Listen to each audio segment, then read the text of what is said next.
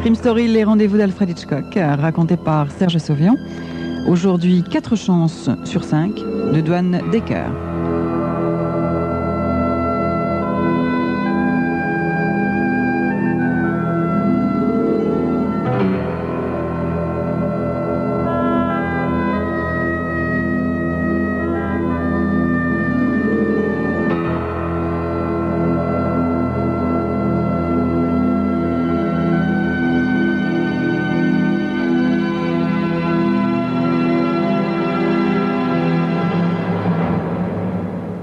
Judy décrocha de la corde les dernières pièces de linge sec et les laissa tomber dans le panier d'osier posé à ses pieds.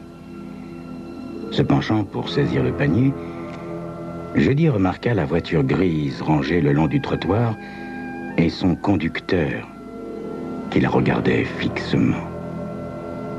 Judy ramassa le panier et s'enfuit rapidement vers la porte de la cuisine en éprouvant une vague sensation de peur sous l'intensité du regard de l'homme. Une fois en sécurité dans sa cuisine, Judy posa le panier sur le carrelage. Tout à coup, elle crut entendre la porte d'entrée qui s'ouvrait. Elle regarda sa montre. Non, voyons. Brad ne pouvait pas être de retour, il n'était même pas 5 heures. Brad arrivait rarement avant 5h30. Éprouvant un certain malaise, elle courut dans la salle de séjour. L'homme de l'auto se trouvait là. Il avait une espèce de sourire grimaçant. Ce n'était pas un sourire naturel, ni gai, plutôt vitreux. L'homme paraissait avoir à peu près 35 ans. De taille et de corpulence moyenne, il était de ceux qu'on ne remarque pas lorsqu'on les croise dans la rue. Veste de sport marine à boutons d'argent et pantalon gris anthracite. Il sentait fort le whisky. Instinctivement, Judy recula. « Eh ben, ma belle, je savais que je te rattraperais un jour. » Judy le dévisagea. Était-il fou? « Qui êtes-vous, monsieur? Que voulez-vous » Il y avait en lui quelque chose d'irréel et de terrifiant, comme dans les cauchemars. « Ah, tu te rappelles pas de moi, c'est ça? » Mais je ne vous ai jamais vu, monsieur. Moi, je t'ai vu. Au tribunal, quand tu m'as désigné. Et aussi, j'ai vu ta photo dans les journaux. Je n'ai jamais eu ma photo dans les journaux, monsieur. Je suppose que tu vas me dire aussi que tu n'as jamais habité New York, ma belle. Mais enfin, qu'est-ce que vous voulez à la fin, monsieur? Judy essayait de paraître plus brave qu'elle n'était. C'est un véritable miracle. Jamais j'aurais cru qu'il se réaliserait, vois-tu. C'était guère probable. Et pourtant, depuis que je suis sorti de prison, j'ai roulé ma bosse. J'ai roulé ma bosse et je t'ai cherché. Des visages de femmes, comme celui du tribunal, comme celui des journaux. Ton visage, Floss. L'homme était fou. C'était certain. Mais pourquoi recherchiez-vous mon visage, monsieur? Bah, tu le sais bien, Lolita. Parce que c'est toi qui m'as désigné. Mais désigné à qui? Pourquoi? Faut-il que je te rafraîchisse la mémoire, mignonne? D'accord. Ce soir-là, sur la 3e avenue, t'es allé au drugstore. Un homme est sorti en courant, tu l'as vu. Puis t'es entré. T'as trouvé le gérant évanoui, assommé d'un coup de crosse. La caisse enregistreuse avait été forcée. T'as appelé la police. T'as décrit l'homme. Les flics ont arrêté une douzaine de types, dont moi. Et on se ressemblait tous. Quand ils t'ont dit de désigner l'homme, tu m'as désigné. C'était moi que t'as désigné. Or, c'était pas moi le coupable. T'entends? Mais par ta faute, j'ai été bouclé. 4 ans à Sing Sing. Par ta faute, j'ai perdu ma femme et mon fils. Et c'était pas moi, t'entends? C'était pas moi! Monsieur, vous faites la même erreur que celle dont vous m'accusez. Je ne vous ai pas désigné. Ça devait être quelqu'un qui me ressemblait. Tais-toi! C'était toi, ma belle. Mais vous avez bu, monsieur. Vous vous trompez. Je n'ai jamais habité New York. Ah, j'ai bien examiné ta figure au tribunal, ma belle. J'ai étudié ta photo dans le journal. J'ai encore cette photo, tu veux la voir? Elle est dans mon portefeuille. Maintenant, Judy était sûre que l'homme était fou. Et elle se demanda quelle chance elle aurait contre lui si elle arrivait à saisir le téléphone pour réclamer du secours. L'homme était sur le point d'allumer une cigarette. Il l'avait plantée entre ses lèvres quand, soudain, la porte de service claqua bruyamment. L'homme cracha la cigarette encore intacte et s'avança vers Judy. Mais il s'arrêta à mi-chemin car des pas traversaient rapidement la cuisine. « Maman !» cria une voix jeune, fluette. Puis, Toby franchit le seuil. Toby avait 9 ans. Il possédait les fossettes et les cheveux roux de Brad, le même air décidé que son père. Les yeux agrandis par l'inquiétude, il contempla la scène. « Sauve-toi, Toby! Sauve-toi! Va chercher du secours! Sauve-toi !» L'homme empoigna Judy, mais elle réussit à se dégager. Il la rattrapa en 2 enjambées. Elle se débattit en hurlant. Alors il la frappa. Et tout en s'effondrant, Judy vit Toby se ruer sur l'homme. « Je vais faire à ton fils ce que t'as fait au mien, ma belle !» Et elle vit l'homme frapper Toby, lui asséner des coups de pied quand il fut à terre. « Maintenant, on est quitte, ma belle. La prochaine fois que tu dénonceras quelqu'un, ne te trompe pas. » La porte d'entrée claqua. Judy comprit qu'il était parti. En rampant en direction du téléphone, elle se rendit compte que Toby était terriblement immobile. Elle décrocha le téléphone. « Allô? Appelez-moi à l'hôpital d'urgence. »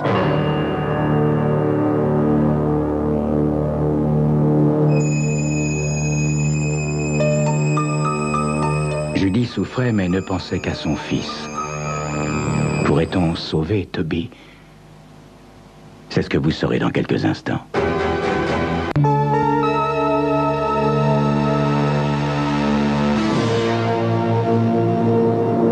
Le soir tombait lorsque Brad engagea son automobile dans l'allée. L'absence de lumière aux fenêtres ne l'inquiéta pas.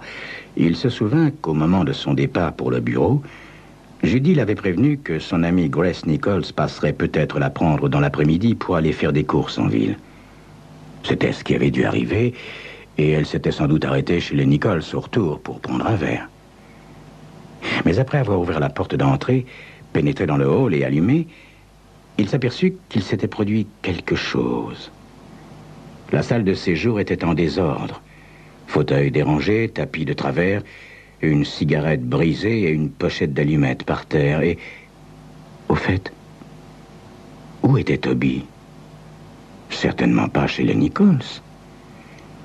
Brad se précipita vers la table du téléphone, qui n'était pas à son emplacement habituel. Là, il aperçut l'enveloppe posée sous le récepteur. Il reconnut l'écriture de Judy et lut « Brad, Toby et moi sommes au Memorial Hospital. Un accident. Je t'expliquerai quand tu viendras. » Et c'était signé Judy. Brad tourna les talons et se rua dehors.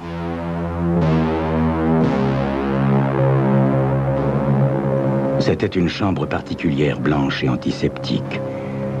Dans le petit lit blanc, Judy était étendue, les lèvres fendues, gonflées et violacées. Brad s'agenouilla auprès du lit. « Judy, chérie, tu m'entends? Judy, ils m'ont dit qu'ils t'avaient fait une piqûre, mais est-ce que tu peux me dire ce qui s'est passé? » Il m'a prise pour une autre. Drugstore, 3e avenue. Fou, complètement fou. Bouton d'argent. Ça n'avait aucun sens pour Brad, évidemment. Il l'embrassa tendrement sur le front. « Essaie de me le dire, Judy. Essaie. Je dois savoir ce qui s'est passé. » Lentement, avec effort, Judy réussit à lui donner une idée de l'événement horrible provoqué par l'erreur d'identification du démon. Le médecin qui venait de la quitter disait qu'elle souffrait surtout du choc. Mais Toby... Sa voix se brisa. Le docteur dit que l'œil droit de Toby a été très sérieusement endommagé par les coups de pied dans la tête qu'il a reçus. Le docteur dit que Toby verra peut-être de cet œil. mais il ne faut pas trop y compter. Et son oreille. Il entendra peut-être de l'oreille touchée, mais peut-être pas. Les policiers ont dit qu'il reviendrait quand je pourrais parler. Judy, cet homme, à quoi ressemble-t-il? Il est très banal, Brad. Ni grand, ni gros, ni petit, ni maigre. Difficile à décrire. Tout en l'écoutant, mâchoire et poings crispés, Brad sut qu'il devait retrouver l'homme et le tuer. Il avait de l'avance sur les policiers. Ceux-ci n'avaient en effet encore rien découvert. Il lui fallait retrouver lui-même cet homme. Il n'admettait pas d'autre solution. Toby, son petit Toby, handicapé pour la vie. Le beau visage de Judy, abîmé. Les lents et tortueux rouages de l'appareil judiciaire ne sauraient le venger. Et à supposer que l'homme soit pris, avec un bon avocat, il n'attraperait pas plus d'1 an, peut-être même quelques mois. Alors que Toby souffrirait toute sa vie, et que Judy... Brad n'avait jamais éprouvé un sentiment aussi immédiat, aussi sauvage, aussi définitif. La seule idée que l'homme pouvait rester en vie était plus qu'il n'en pouvait supporter. Judy, essaie de me répondre. Depuis combien de temps ce type est-il en fuite? Il était presque 5 heures quand il est entré à la maison. Presque 5 heures. Donc, calcula Brad, l'homme avait une avance d'environ 1 heure, 1 heure et demie. L'homme devait être de passage dans la localité. Il l'avait déclaré à Judy. Il roulait sa bosse. Il pouvait être représentant ou travailleur itinérant. Décris-le-moi encore, Judy. Elle recommença sa description. Mais ça ne servait à rien. L'homme était désespérément anonyme, semblable aux centaines d'autres qu'on voit chaque jour dans la rue. Judy, tout à l'heure tu as parlé de boutons d'argent. Oui, Brad. Il portait une veste de sport bleu foncé avec des boutons d'argent très brillants et un pantalon gris. Pour Brad, cela évoquait une tenue de yachtman. Pas le genre de veste qu'on est habitué à voir en ville. Il se rappela soudain un détail qu'il avait enregistré inconsciemment. Judy, quand je suis entré dans la maison, tout était en désordre. J'ai vu par terre une cigarette et une pochette d'allumettes. C'était... Oui, Brad, c'était à lui. Judy, est-ce que les policiers sont allés à la maison? Non, Brad, pas encore. Je vais leur dire que tu peux les recevoir maintenant, hein? Je reviendrai plus tard, Judy. Brad, que vas-tu faire? Je vais dire aux policiers que tu peux leur parler, Judy. Ensuite, je rentrerai à la maison et je me coucherai. Tout en quittant la chambre, Brad sentit que Judy le suivait des yeux. Arrivé chez lui, Brad se rendit aussitôt à l'endroit où il se rappelait avoir vu les allumettes. Et en effet, elle gisait sur le sol devant la tablette du téléphone. Il ramassa la pochette. Motel du Nuage Rose, Route nationale 24. Brad avait une confortable avance sur la police. Il connaissait même exactement l'endroit. Pas plus de 20 minutes de route. Il se rendit dans le garage où il entreposait son matériel de chasse. Il trouva son couteau de chasse à longue lame dans son fourreau de cuir. Il le mit dans sa poche intérieure. Il faisait nuit noire quand il atteignit le motel du Nuage Rose. Un endroit sélect avec piscine et bar américain. Il y avait quelques voitures sur le parking auprès du bar. Lentement, Brad les inspecta l'une après l'autre. Il y avait une voiture grise. Brad se rangea devant le motel, puis il marcha jusqu'à une fenêtre située près de l'entrée. Il regarda à l'intérieur. Le bar était faiblement éclairé. Il ne pouvait distinguer les visages des consommateurs installés au fond, mais il vit parfaitement les autres. Et son cœur se mit à battre quand il repéra l'homme le plus proche de la fenêtre, bavardant avec une blonde. L'homme portait une veste bleu marine à boutons d'argent et un pantalon gris. Le reste de sa personne correspondait parfaitement à la description qu'en avait donnée Judy. Taille moyenne, carrure moyenne, tout en lui était moyen. Brad attendit à côté de la fenêtre. 20 minutes s'écoulèrent. Enfin, il vit la blonde toucher l'épaule de l'homme et s'éloigner. L'homme vida son verre d'un trait, posa de la monnaie sur le comptoir et marcha rapidement vers la porte. Brad franchit l'angle du bâtiment et se rendit au parking. Il retira le grand couteau de son étui et resta parfaitement immobile dans l'ombre projetée par le motel, tandis que se rapprochait le bruit des pas. L'homme en veste bleu marine, aux boutons étincelants, passa l'angle à son tour. Il ne vit pas Brad. Brad attendit d'être sûr. Si l'homme se dirigeait vers la voiture grise, et l'homme se rendit à la voiture grise. Brad le rejoignit. En l'entendant, l'homme se retourna. L'expression du visage de Brad dut le remplir de frayeur. Puis l'homme vit le couteau dans la main de Brad et tenta de fuir.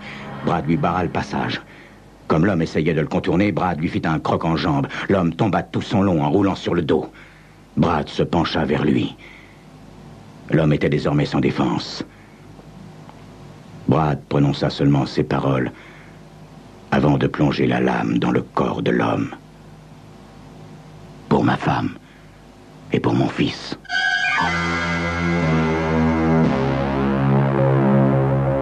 Le couteau replacé dans l'étui et dans sa poche, Brad regagna sa voiture. Il mit le contact et lança le moteur.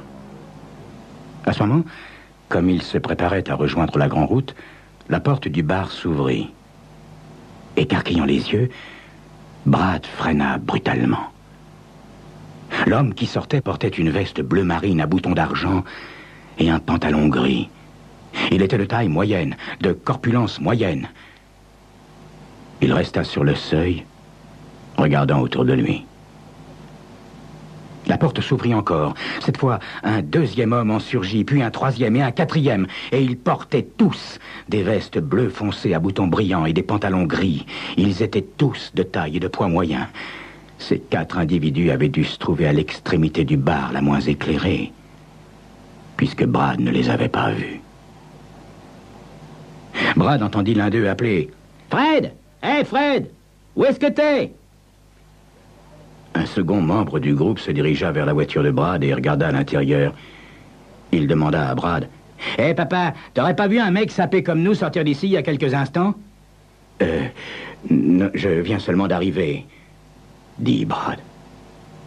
Dites-moi, pourquoi êtes-vous tous habillés de la même façon? Le jeune homme sourit. Bah quoi, t'as jamais entendu parler des 5 Blue Notes? Vous êtes un orchestre? Ah, plutôt, ouais. On est un groupe de rock. Et un bon groupe de rock. Il faudrait retrouver ce vieux Freddy, là. C'est notre bassiste. On peut pas se mettre en route sans lui. Il est peut-être dans notre bagnole là-bas. Bon, ben, au revoir, papa. Il y a longtemps qu'on devrait être partis, nous. Brad le regarda rejoindre les 3 autres. Ils se dirigèrent vers la voiture grise.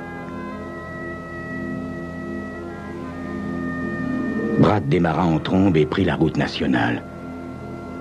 Il ne pouvait pas. Il ne pouvait pas tuer 4 hommes de plus, uniquement pour être certain d'avoir abattu la brute qui avait frappé Judy et son fils. Et il ne pouvait pas dire à la police ce qu'il venait de faire, car il avait 4 chances sur 5 d'avoir tué un innocent. C'était Crime Story, les rendez-vous d'Alfred Hitchcock racontés par Serge Sauvion. Aujourd'hui, 4 chances sur 5 de Dwan Decker.